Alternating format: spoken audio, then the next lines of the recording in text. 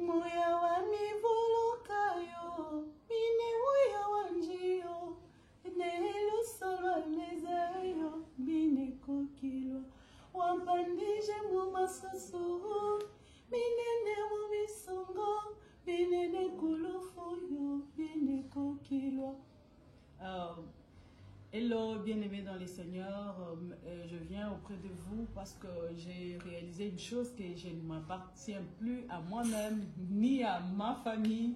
J'appartiens à la communauté, à tous ceux qui aiment bien mes chansons et tous ceux qui sont édifiés par mon ministère, tous ceux qui ont été bénis, sauvés, délivrés par ce que le Seigneur a mis comme don en moi.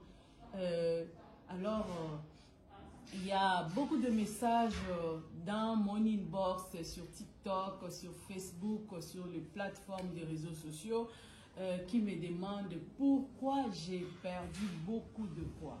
Alors, j'ai répondu aux uns, mais je crois que tellement les messages continuent de se déverser dans mes inbox, alors j'ai décidé de répondre à tout le monde. Moi, votre bien-aimée, votre sœur Lolo Mireille Mbayo, j'ai subi une opération en 2023, la myomectomie. Et c'est l'opération qui consiste à enlever le myome dans l'utérus parce qu'il y en avait beaucoup. Au lieu que l'utérus produise des enfants, ça a commencé à produire des bébés myomes. Alors, dans mon utérus, c'était comme une fosse au myome. Alors, le Seigneur a permis à ce que le médecin puisse les enlever. En tout cas, c'était une très grande opération, de 3h30 du temps. Si le Seigneur n'était pas avec moi, je ne vois même pas comment j'allais m'en sortir. Parce que lors même de l'opération, il y a un homme de Dieu qui avait contacté et qui priait avec ma tante, alors que ma tante ne savait même pas comment opérer. Et le prophète avait dit que, Dada, je vois, il y a une servante de Dieu, je ne sais pas si tu connais Mireille Mbayo, il y a une servante de Dieu que je l'ai vue te tenir par la main et te faire traverser, mais elle-même, elle est entourée par des médecins. On doit prier parce qu'il y a un esprit de mort qui est là devant qui veut l'emporter. Alors, le prophète et ma tante et les autres qui étaient là dans le groupe de prière avaient prié pour moi alors que le prophète là ne me connaissait même pas. Et ma tante ne savait même, ma tante Evelyne Monga, que je salue en passant, ne savait même pas que ce jour-là on m'opérait. Parce qu'on avait gardé ces secrets. Personne ne savait, à part ma soeur Saint-Tiche qui me gardait à l'hôpital et ma tante Mamie Monga. Le Seigneur a fait beaucoup de choses. J'étais vraiment oppressée par cette maladie. Je crois que les femmes qui traversent par là peuvent le témoigner. C'est une maladie qui... le myome suce le sang. Alors j'étais devenue même anémique. Je perdais beaucoup de sang. Je me vidais de mon sang.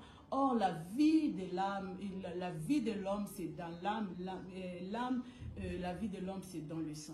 Vraiment, le Seigneur a été bon pour moi. Même après l'opération, j'ai eu encore beaucoup d'attaques. J'ai eu encore beaucoup de complications.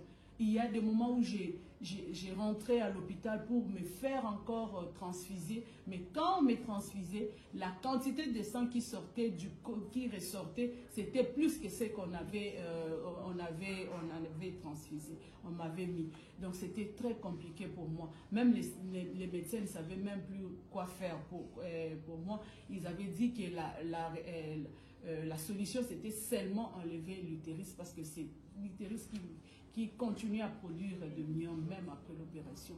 Mais j'ai dit au Seigneur, je ne voulais pas de ça. Parce que ce n'était pas sa volonté. Parce qu'il y a encore des prophètes qui avaient dit que cette fois-ci, si on t'opère, c'est le chemin que le diable prépare pour t'emporter. Parce que la première fois, la première opération, le Seigneur t'avait protégé. Mais cette fois-ci, le Seigneur ne va pas te protéger parce que c'est un plan de l'ennemi.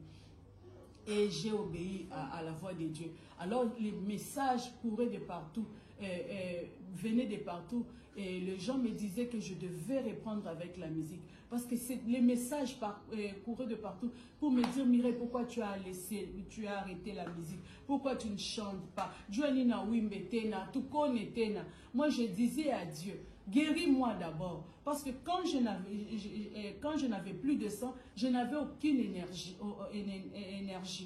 Parfois, je titubais, il y a mon fils béni qui me servait d'appui.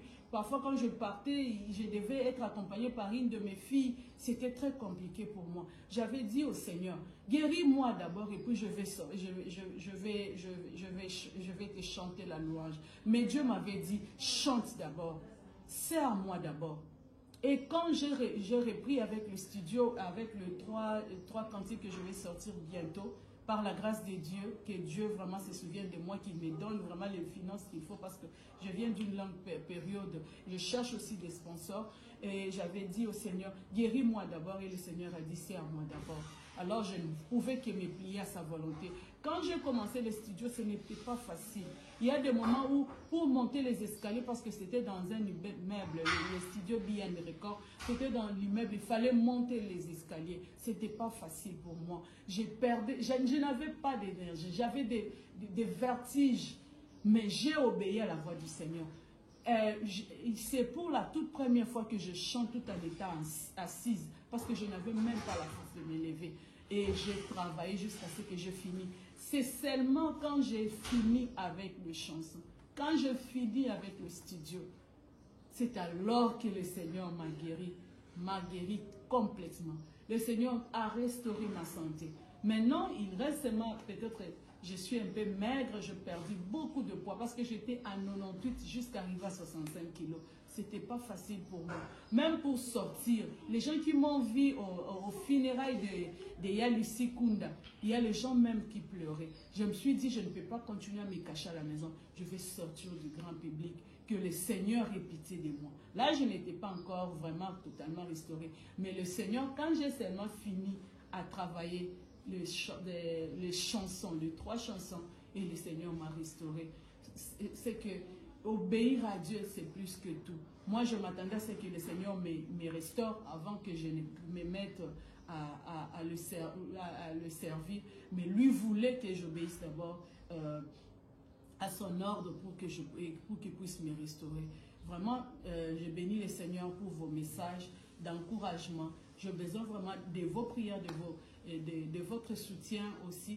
Parce que quand quelqu'un est élevé, le diable aussi s'élève. Vous voyez les chansons de Kilouba, de Swahili, c'était surtout de Kilouba. Quand on avait chanté pour Mobutu, Jalelu. C'est fini? Non.